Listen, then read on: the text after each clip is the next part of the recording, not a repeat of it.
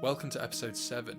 Before we start, thank you all for subscribing. It's been really cool seeing all the feedback and seeing everyone similar to me on this journey, and we're all in it together, and it's great to see you all liking it. And yeah, man, let's go. A couple of you mentioned that you want to release some music this year as a goal, and I think that's great. I want to do the same. All the music on my videos I made myself.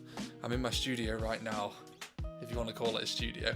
I suppose anything's a studio if it's got a microphone, some speakers and a laptop. If you want some yourself, I might do something where I can make some for you, or make a pack or something which you can use, because personally I don't understand how YouTubers get their music without it being copyrighted. So I mean, I guess I'm blessed that I can make music, so I can make music for my own videos. Anyway, shout out to you guys who are trying to release music this year. Another thing I want to talk about is Instagram. I really want to get better at it. I want to be on there. Trying to balance 3 different platforms, YouTube, TikTok and Instagram, it's a lot, and I feel like it's necessary to be on Instagram now. I'm telling myself this again, even though I've already been telling myself this and it's been working. You just have to start for it to develop, and that's what's happened with the TikTok, the YouTube, like that. If I wouldn't have started, we wouldn't be here right now. So I've got to tell myself that is what is happening on the Instagram. It doesn't look like how I want it to look now, but it will look how I want it to look if I start. We're going to go through a weekly review of the workouts that I've done. I know I mentioned that I did a new workout plan, new workout split, and it was going really well, but I've come into some sort of areas where it's not worked and areas which it has worked. So I'm adapting it slowly, but I want to talk about that, and we'll go through what I've done this week. Yeah, so once again, thank you for subscribing. Let's keep going on this journey. Keep commenting and letting me know what you're doing, because it's great to see. And yeah, let's make some gains. Yeah, keep commenting, keep discussing. Let's keep this, let's keep it up. And thank you very much. Okay, on to the next bit. As you may know, my workout split was push-pull, push-pull, push-pull, which is 6 days a week. That was all upper body, so an upper body push day, upper body pull day, and then back to upper body push day, and so forth. For my legs, I do cycling, lots of skipping, running. So these are all functional ways of training my legs instead of resistance training, which I can't do at the moment. So after a week of doing this, I started to feel it in my joints, and I was sore a lot. I was working out when I was still sore. It had some benefits to it though, so if I was sore, that mind muscle connection was almost there, a bit better than it would have been, and my strength was still there. I also felt like I wanted to do high rep stuff, even though that's a lot of volume within the week. I felt like my body wanted to do high reps. It was too much in my opinion. So this week I've done 2 push days and 2 pull days. This gives me more time to rest, less impact on my joints, and it means I can get more out of the session. I can push myself harder. So let's go through it. So on Sunday I started with 10 minutes of skipping, just as a warm-up really, nothing too major, but felt really nice and bouncy, getting in the flow. Skipping's the best thing ever. You already know that from me. I then went on to a pull session, so weighted pull-ups, 5 sets of 5. 10 kg on the weighted belt, focusing on full range of motion, focusing on good form, so not trying to rush any reps, just really focusing on pulling more weight than I'm used to. Oh, also blessed to use this gym, so thanks Jazz. That felt really nice, as you can see. Very happy with that. And then we moved on to chin-ups, so 3 sets of 8 chin-ups to target the bicep and then still pump the back. So 2 big compound movements there, 1 weighted and 1 just body weight. I found it really effective, and I really enjoyed it, and the amount of load was good. Anyway, I finished on 2 sets of just pumping out the back, tried a couple of new exercises with the rings, just trying to pull with the rear delts, pull with the lower back, and yeah, just keeping everything tight, keeping everything tense, and yeah, just pumping a few more out until I was burnt out really. So that was workout number 1, pull day. The next workout was a push day. Started off with perfect form push-ups. I feel like these have been improving, so I went for 20 reps and then I did 2 sets of 15 reps. I mention a lot that 3 times 20 reps of perfect push-ups are when you've sort of mastered the push-up, and that first set was fantastic, felt really nice.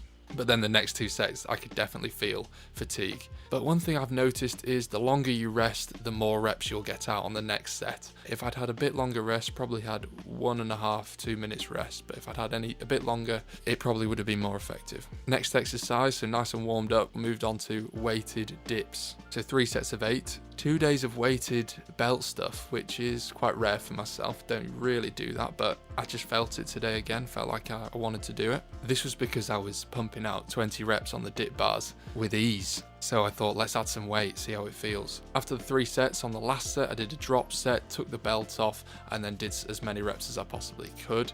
This is just really good for your muscle growth and really good for pushing yourself. Finally, finished on decline push-ups. Already fatigued at this point, but felt really nice because the core was tight, form was good, and it was nice and controlled, nice and slow. About 10 to 12 reps of these. Then, like I said, managed to get a rest day in, which I felt was so necessary. So on the rest day, if you're like me, you can't really go without working out or doing something active. So I skipped for 20 minutes and it felt amazing. Absolutely loved it. Just skipping as a workout on its own is brilliant. I think it's the best. So 20 minutes of that, getting in the flow. Yeah, loved it. So that was it for that day. So the next day, it was a pull workout. So I'm outside, I'm at the bars, just getting a workout in. And yes, you can build muscle anywhere, you don't need a gym. So we started with 5 sets of 5 pull-ups again. But this time, I just focused on full range of motion and squeezing my back at the top as much as I can, because perfect form pull-ups are hard to master. So that's what I was trying to do there. 5 sets of 5, felt good, felt strong. Felt like the form was worked on, which is kind of what I'm trying to do with pull-ups, because repping them out's great, but if you can get the squeeze at the top of the movement, you'll be building your back like no tomorrow. Anyway, then I moved on to 5 sets of chin-ups as well. I went for 10 reps, body nice and straight, core's tight, legs are tense, everything's working on this movement, all biceps. 3 sets of 10. On the second and third set, I couldn't get all the 10. I think I got 8. And so I waited just 5-10 seconds and then boom, hit the other 2. So still got that load, still got the number in. And then I thought, okay, that was good. Resistance band added for the last 2 sets. This is so I can pump out the movement, get higher reps in even though I'm already fatigued. A fantastic way of building muscle, and beginners, advanced, use resistance bands. They'll benefit you massively. Finally, finished on as many reps as possible on a bodyweight row. Love this movement. If you can't do pull-ups, I definitely recommend doing these as much as you can. I still do them to this day because they feel amazing. My forearms were juicy. So full pull workout today, back and biceps and forearms, because wow. And my wrist felt good, and it feels good today actually. So strengthening your forearms will strengthen your wrist. I'm really trying to strengthen my wrist at the moment for the boxing and just for doing push-ups, and every movement with calisthenics you need your wrists. Really good workout there. Should have really added in some leg raises because of the bar that was there, but I'll do that next time. No worries. And then the final workout of the week, so workout number 4, this was the next day. Started with skipping, and then I went for as many push-ups as I could possibly do. As you know, one of my goals is to do 50 in a row, so that's what I went for. So I got 31, as you can see, and then I did another 5, gets me to 36, and then I pushed out 1 or 2 more. So about 38, but 31 in a row without stopping. Form not the best, but that's not what we're after when we're doing endurance. So my goal is to just pump out 50 push-ups, but I was really happy with 31. I stayed in this position and then pumped out another 12-13 reps until I got to 50. So that was almost my warm-up and my first big set. I then moved on to dips into ab roller. Dips felt good, went 15, felt really nice. Then I went 12, then I went 10, and I was going to go 8, but I got 10 again. So that was good to know that even when I'm fatigued, I can still pull out 10 dips. Ab roll, I went for 5-6 reps, going as low as possible.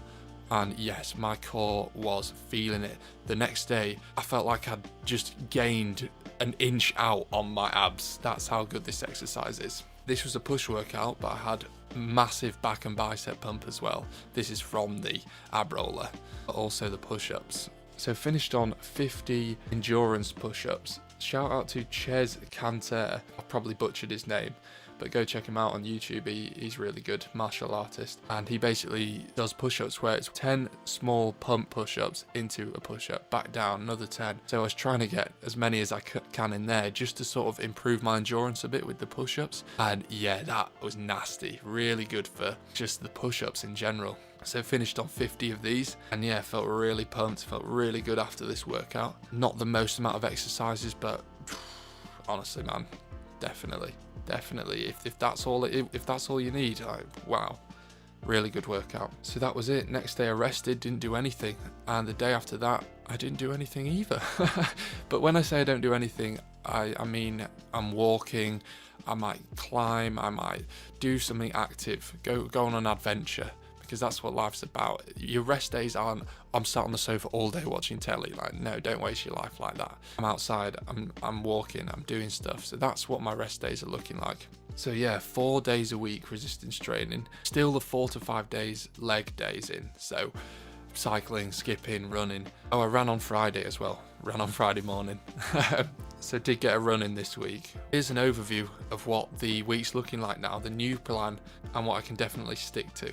I do recommend training 4 times a week. The rest is so important, but it also gives you that extra day to focus on stretching, cardio, core, whatever you want to focus on. Those extra days off are really good to focus on something. It might just be I need to stretch more, like I need to stretch more, so I'm going to do stretching on my rest day. Because if I can't stretch every day because it's too much, then I'll just stretch on my rest day and just have that as my workout. Thanks for watching. Subscribe, we're absolutely smashing it. The videos are coming out like rapid fire, working on it all the time. I feel like we've got lots of knowledge to share, and you've got lots of knowledge that we can discuss, and it's just great. It's really good. Look after your body, stay healthy. Cheers.